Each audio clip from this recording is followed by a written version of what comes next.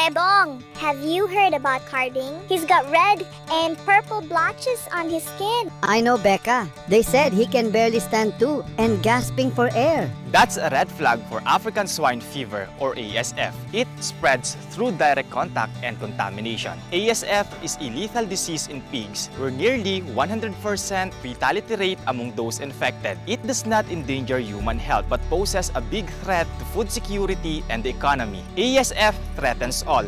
Hence, it's a fight for all. It's my fight too. No, it's our fight. Strictly adhere to biosecurity measures at all times. If your pigs show symptoms, report it to local authorities immediately. Make sure to only buy pork and pork products from stalls with Meat Inspection Certificate or MIC. Do not buy from unlicensed online meat sellers. Call the BAI ASF hotlines through 0995-132-9339 or 0920-854-3119 for more information. Being informed means being safe. Follow the National ASF Prevention and Control Program or NASF PCP Facebook page now. Remember, responsible citizens take action. You and I, we can all make a difference to fight ASF. Be secure, be safe, be ASF free.